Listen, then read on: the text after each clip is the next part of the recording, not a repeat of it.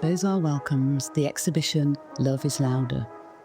A range of artists explores the many facets of love, its tensions and its questions. In this ideal world, love wins and is always stronger. To explore love in all of its forms, several personalities have engaged in dialogue with the Beaux-arts audience. We have gathered the best moments so that you can enjoy them under your headphones. Step into the world of Olivia Laing, whose lyrical writing explores themes of loneliness, identity, and belonging. Olivia is here today to talk to us about her latest novel, The Garden Against Time, in search of a common paradise. And this book is a paradise book. It's about paradise, but it's not just kind of gazing dreamily or nostalgically about paradise. It's a book that really challenges the idea of paradise, and especially challenges the idea of paradise as an exclusive possession of the few. I really wanted with this book to answer that question, to think about what paradise means in complicated ways, to think about the delights of paradise, to think about the long dream of a common paradise, but also to think about the complexities of paradise, the way that paradise has excluded people. What has paradise cost? So that, I think, is true of a lot of my books, that they end with a sentence that just opens the door and out we go into the next book. It feels like they follow a common thread. So I got very interested in where did paradise come from? I assumed that it meant heaven, literally the heaven of the Bible.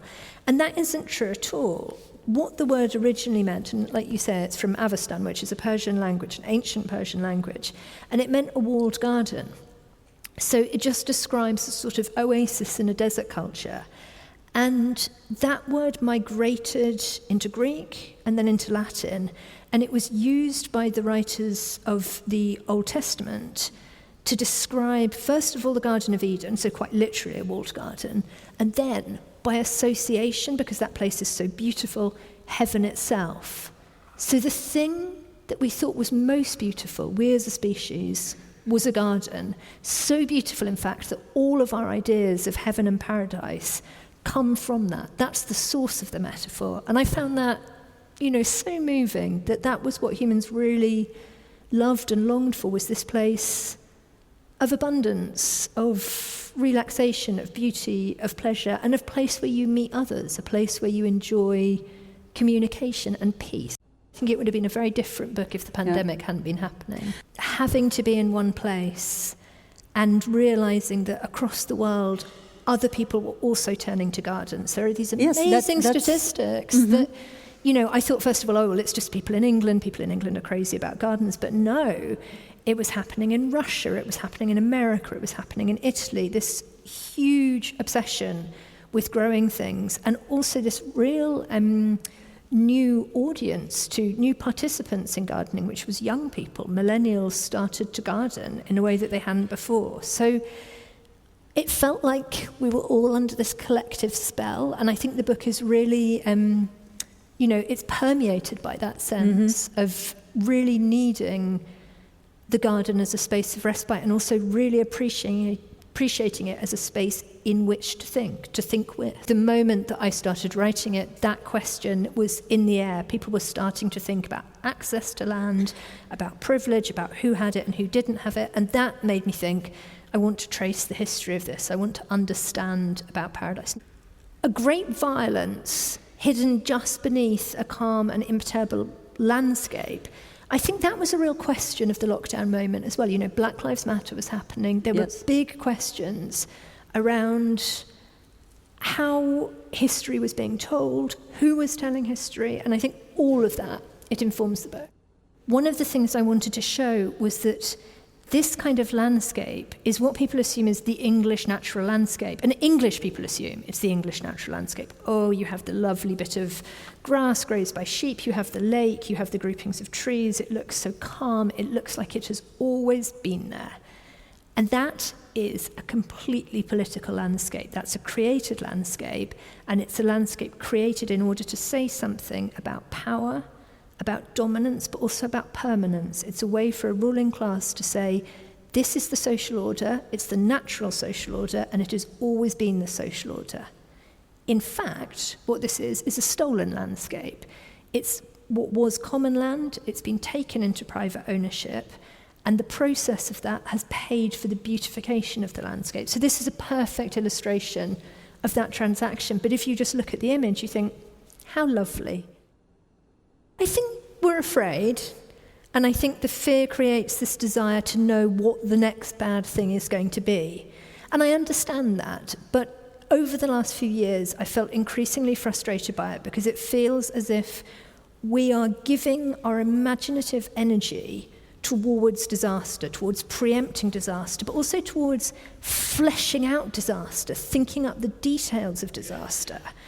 And I think the real impetus of going from everybody to writing this book was to think, why aren't we thinking about better worlds? Why aren't our great artists and our great intellectuals thinking about what a better world would look like? And why aren't they? I think that people are frozen in terror. I think people are caught up in a sort of social media cycle of rapidly replicating bad news. And so it feels as if they're doing something by inventing dystopias, as if that's a kind of activism. I don't think it is. And I don't think it is to read and to consume those things. I think it adds to the sort of mixed terror and numbness that we are all caught in at the moment, this dangerous, terrified numbness. And I think we need to actually snap out of it and start thinking about how we really want our world to look like while we still have time. What's the point of gardens in a time of war? But I think that's the most crucial time almost, because to me, the person, the type of human that makes the garden well, not the type of human, the person inside all of us who wishes to make a garden, who wishes to make a place of beauty and pleasure and abundance, and especially a place to share, that is the opposite version to the human in us who wishes to make war, who wishes to ravage and ruin. Those are the two sort of poles, I think, of human experience. And I was really seriously moved when a Ukrainian publisher got in touch and asked if they could publish this book. You know, it is beyond belief that publishing is even happening in Ukraine, but it's passionately happening in Ukraine. People are really involved in reading books, making books, talking about books. And it was particularly that, it was the vision of the garden that they were very drawn to, and the sense of the garden as antithesis to war. There's a story in the war chapter that's about a garden in Italy that was a refuge for... we have got the bomb sides. I thought we didn't have it. This is the garden La Foce in Tuscany, in the Val d'Orcia, which it looks like exactly the kind of garden I've been castigating. It looks like a garden of power, but during the Second World War, this garden became a refuge for first refugees, but then prisoners of war, partisans, escaping Italian soldiers, at great personal risk for the Contessa who lived there, Iris Arrigo, an Anglo-American aristocrat, and her Italian husband. So there was a real sense for me that the garden isn't abstractly an opposite to war, it's tangibly a place that is against war. It is for life, it is for beauty, it is for abundance. And those are the virtues I'm interested in. Mm-hmm. I think it was a really rich process. You know, it was intellectually rich, it was very physical, much more physical than any book I've ever written before, because I don't normally have to barrow tons and tons of manure or, move lots of things.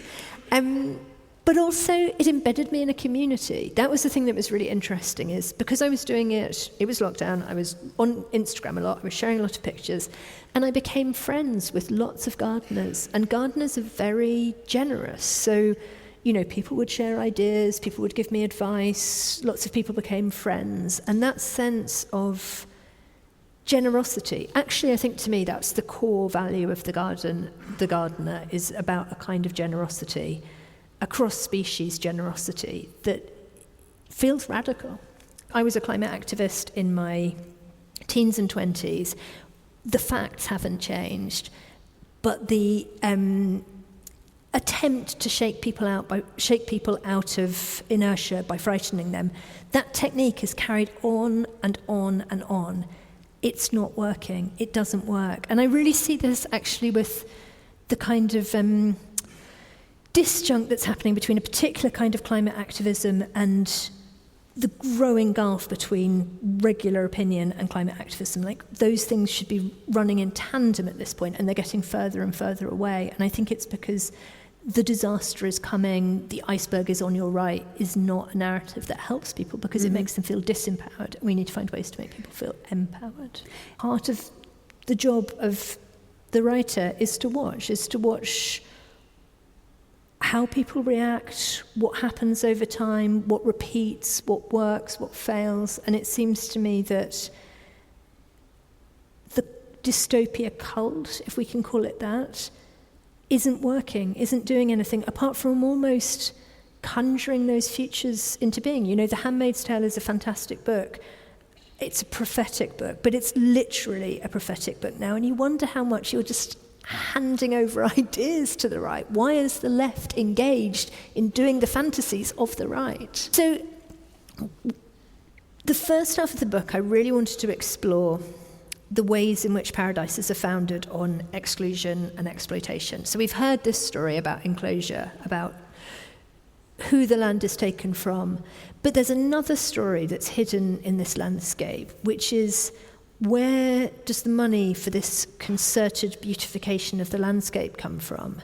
And that is a story about slavery. So I wanted to try and tell that story in a really granular, really close-up way that actually tracked how money moved. You know, so much of this is about money. And I found this family called the Middleton family, who lived not very far away from the garden that I was restoring in Suffolk. And the story begins actually around the same time as John Milton was writing Paradise Lost. They go off to the West Indies and they set up slave plantations. They make an enormous amount of money there. And then these two brothers, they move to America. They move to Carolina and they start up rice plantations, again run by slaves. One of them was also a slave trader.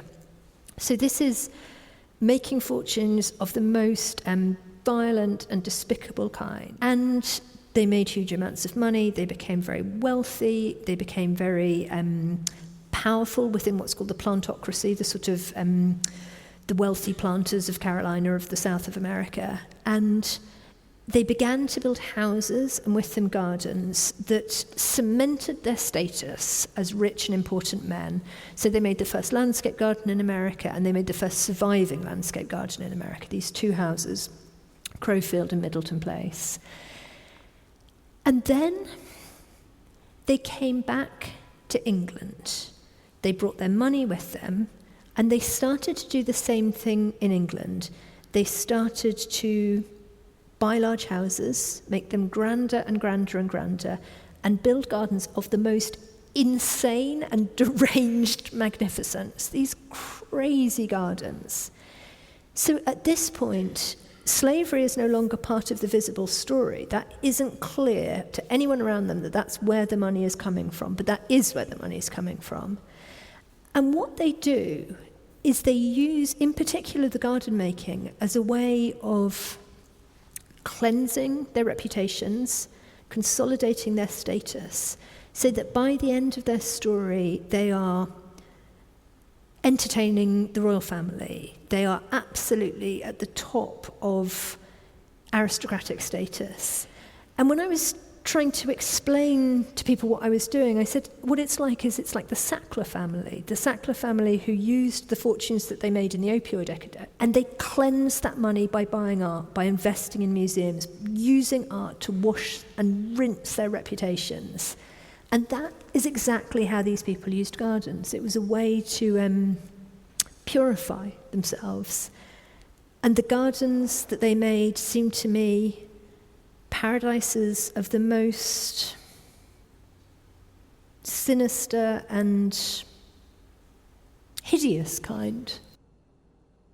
I think that everyone should have the right to a garden, But yeah, it's complicated, and that was really one of the informing things of wanting to write the book. But I also wanted to show that it's actually more complicated than just private is bad per se. So this garden belonged to a gay couple, Cedric Morris, Arthur Lett Haynes. They were artists. Cedric was also a gardener. He painted this garden, which he also made. And what really interested me about their garden is that this was made between the wars, going on to after the Second World War, a time of very intense homophobia in the UK, and in particular laws that prohibited homosexuality, laws that were backed up by regular prison sentences. And one of the things that they did was rescue men who'd come out of prison for the offence of being gay and bring them to this garden. So what you start to see is the private garden as a sanctuary, the private garden as a place where the walls allow a different kind of life to happen inside than in a hostile exterior. And I think that is really important to bear in mind when you start to have a sort of very binary conversation about private versus public, is that there are advantages to private for many different reasons. I think for a lot of gardeners, professional gardeners are brought into these questions all the time because they study, they train, they have lots of ideals, and then they find themselves having to work in private great gardens and find that experience very frustrating. So I think there's a lot of radical energy among gardeners now that are thinking about how do we make public gardens, how do we make public spaces that have the same level of beauty, complexity, interest, but that are shared, that are spaces that many people can enjoy. I think we're in really difficult and dangerous times, but it gave me a sense of direction. It gave me a sense of what I wanted to put my energies towards, which is, as much the gardener's metaphor, the creation of a society that is like that, that's full of diversity and abundance. That feels to me like the thing to steer toward.